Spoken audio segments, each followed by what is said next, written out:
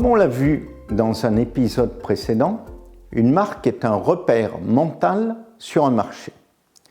Mais pour affirmer cela, on doit voir que la marque s'appuie sur trois fonctions. Ces trois fonctions vont représenter un ensemble cohérent. Et donc, certes, il y a un produit, un prix, une idée, et il y a des valeurs qui sont développées par cette marque. Tout cela va constituer dans l'esprit du consommateur l'identité de la marque et donc un ensemble assez cohérent qui va s'appuyer sur trois fonctions. Une première fonction qui est transactionnelle, une seconde qui est aspirationnelle et une troisième qui est identitaire. Première fonction, la fonction transactionnelle. Eh bien, c'est la fonction pour le porte-monnaie. C'est assez simple, c'est quel est le rapport qualité-prix ressenti par le consommateur. Que celui-ci mette 1 euro, 10 euros, 1000 euros, 100 000 euros, 1 million d'euros, il faut qu'il ait l'impression, quand il rentre chez lui avec son produit, que globalement, il ne s'est pas fait avoir, qu'il ne s'est pas fait rouler et qu'il a plutôt fait une bonne affaire et qu'il est plutôt content de lui. C'est ce que disent d'ailleurs toujours les bons vendeurs. Une vente est terminée lorsque le consommateur est persuadé d'avoir acquis un très bon produit ou un très bon service. C'est la première fonction qui est cette fonction transactionnelle, donc qui porte sur la transaction. Alors cette fonction est très importante puisqu'elle représente toujours 50% de la décision d'achat d'un consommateur et qu'elle représente 80% du désengagement du consommateur lorsqu'il a l'impression de s'être fait avoir. S'il rentre chez lui et que finalement le sac de luxe, le sac Hermès ou le sac Vuitton qu'il a acheté se casse et qu'il a une bride qui est lâche, et bien d'un seul coup, il sera mécontent et qu'il abandonnera à tout jamais finalement cette marque et que la marque aura beaucoup de difficultés de retrouver ce consommateur. Donc première fonction essentielle, la fonction transactionnelle. La deuxième fonction est la fonction aspirationnelle. C'est ce qu'on appelle les valeurs ou les idées de la marque. En quoi est-ce qu'elle fait progresser la société et qu'est-ce qu'elle apporte à la société? Puisque la marque est un acteur social finalement sur son marché, qu'elle s'exprime et que plein de gens, quelquefois des millions, quelquefois des milliards de consommateurs la suivent, eh bien, elle a un rôle à jouer dans la société. C'est ce qu'on appelle les valeurs ou ce qu'on appelle les piliers de la marque. Eh bien, ces valeurs, alors elles sont majoritairement du côté de l'innovation dans le high-tech, du côté de l'environnement et de la protection de l'environnement pour des produits agroalimentaires ou des produits de lessive, etc.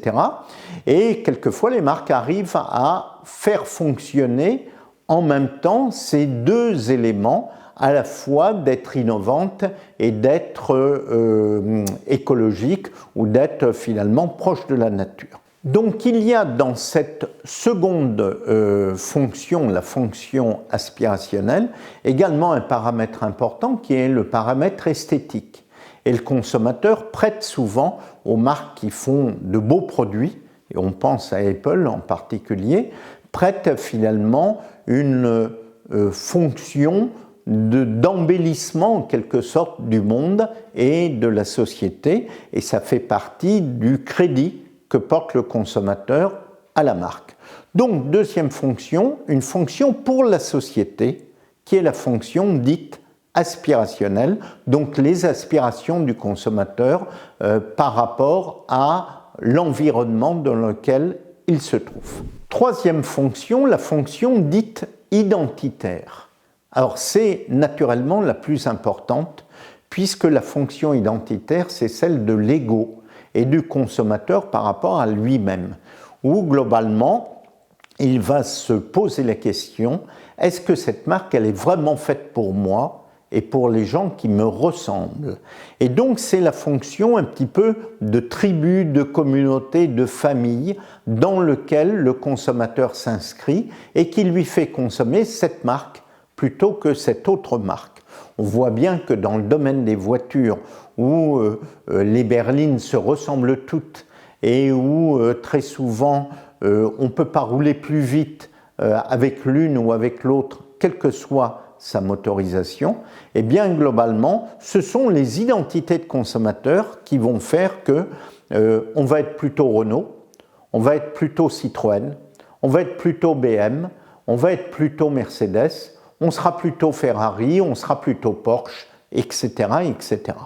Et donc, à partir de cela, le consommateur va se dire que finalement, il est dans une famille, il est dans une tribu, et les gens qui aiment Porsche regardent ceux qui roulent en Porsche pour savoir s'ils leur ressemblent. Quelquefois, ils sont déçus. Et à partir de cela, c'est cette troisième fonction qui est souvent la plus importante pour le consommateur, puisque c'est la fonction de l'ego, de l'individu. Ces trois fonctions, donc la fonction transactionnelle, la fonction donc pour le porte-monnaie, la fonction aspirationnelle pour la société et la fonction identitaire pour l'individu, forment un tout. Alors naturellement, dans toute marque, le consommateur ou le client cherche à trouver et à retrouver ces trois fonctions. Mais dans chacune des marques, une des fonctions doit être supérieure aux autres. Regardons Harley-Davidson, c'est la fonction identitaire qui est la plus importante, puisque globalement, un biker est un biker et il fait partie d'une communauté.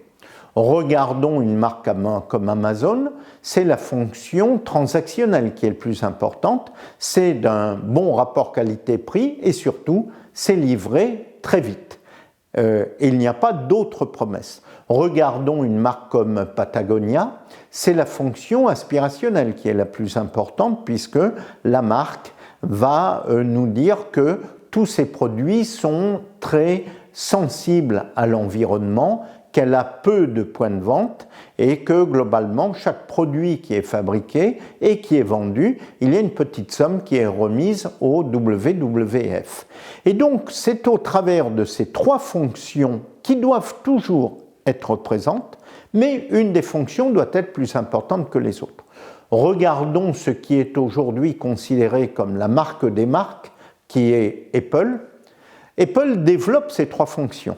Apple nous dit que c'est sans doute le produit le plus solide, celui qui bug le moins, ou en tout cas pendant longtemps, c'est ce que la marque nous a dit. Du côté aspirationnel, la marque Apple nous explique qu'elle est toujours en avance par rapport à ses concurrents, qu'elle est très innovante. Et puis que par ailleurs, elle est très esthétique et que finalement, elle enrichit la beauté du monde. Et puis, ce que nous dit Apple depuis l'origine, son slogan est « Think different ». Autrement dit, tu es différent des autres. Et donc, tu dois penser différemment et tu dois avoir une marque des gens différents.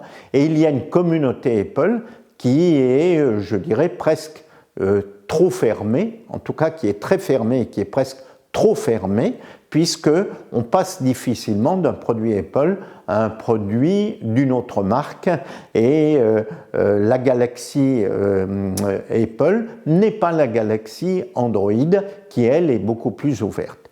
Donc il faut se souvenir qu'il y a trois fonctions importantes, une fonction transactionnelle, rapport qualité-prix, une fonction aspirationnelle pour la société, une fonction identitaire pour l'individu, mais que dans chaque marque, une des fonctions doit être prioritaire.